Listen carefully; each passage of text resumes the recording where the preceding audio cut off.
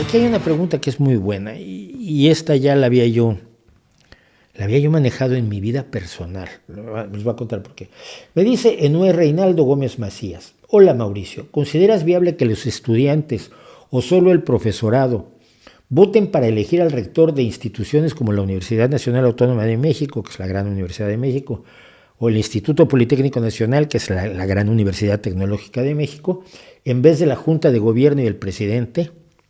No, la elección de un rector no depende de su simpatía ni de su campaña electoral.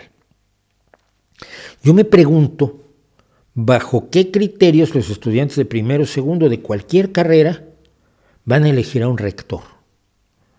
¿Qué saben de la trayectoria de las personas que se presentan a la rectoría de una universidad, que implica una enorme responsabilidad en cuanto a planes de estudios, en cuanto a gestión administrativa de la universidad, que son instituciones que manejan unos presupuestos brutales, son instituciones que enfrentan a sindicatos que a veces no son todos los limpios que uno quisiera? Yo tuve mis problemas con el sindicato de la UNAM en los años en que trabajé yo en la UNAM.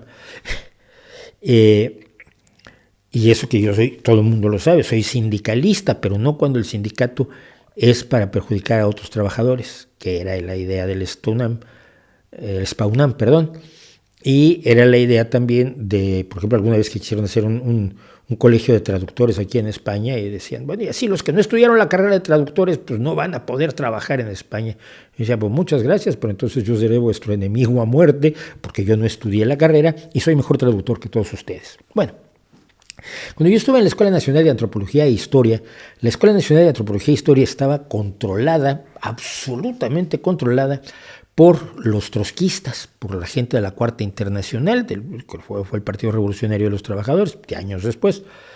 Yo siempre dije que si Trotsky los hubiera conocido, los fusilaba a todos, que a Trotsky esto de fusilarle, pero le parecía lo más bonito que había en el mundo.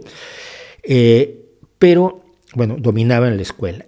Y nosotros, los alumnos, no me acuerdo si elegían al director, pero bueno, los trotskistas le daban órdenes al entonces director de la Escuela Nacional de Antropología e Historia y el de la Escuela Nacional de Antropología e Historia, Escuela Nacional de Antropología e Historia, la ENA, y él decía que sí, y entonces así no tenía problemas.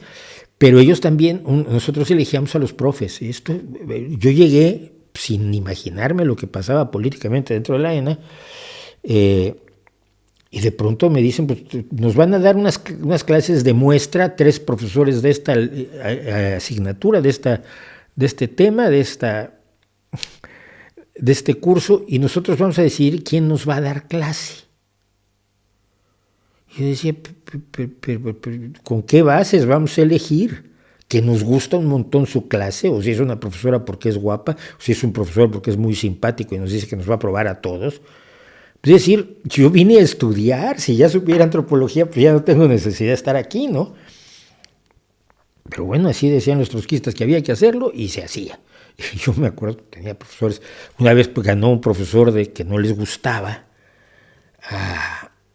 en una de las asignaturas ganó un profesor que no les gustaba, y él hacía mucho trabajo de campo, investigaciones de campo en el campo. Y los trotskos decían que no, que todavía había que hacerlo a nivel urbano, porque tenían la creencia marxista de que es la clase obrera la que puede hacer la revolución, y ellos estaban en la escuela para hacer la revolución, y la clase obrera pues es claramente urbana, sobre todo en México, ¿no? Hay países donde la clase obrera puede estar más ruralizada, porque hay fábricas ubicadas en lugares con poblaciones más dispersas, pero en lugares como México pues la industria está en las grandes ciudades. Entonces les parecía muy mal que no fuera a trabajar con los indígenas, porque además los aculturaba uno, es decir, les enseñaba a uno que había cosas como la medicina y entonces podían rechazar el curanderismo y cosas así. O sea, yo esta pelea la tengo desde que tenía 19 años, para que me ubiquen. Son ya casi 50 años de esta pelea. Y entonces yo me di cuenta de lo enormemente absurdo que era la democracia por la democracia misma. La democracia no es votar, ya lo dijimos hace un par de semanas, tuvimos un largo video sobre el tema, y además votar a veces, pues, tú no puedes votar sobre lo que no tienes idea.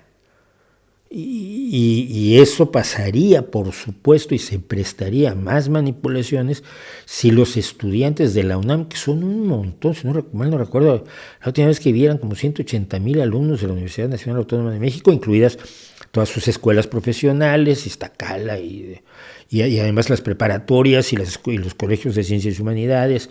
Entonces, todos esos alumnos van a votar al rector. Porque, ¿con base en qué?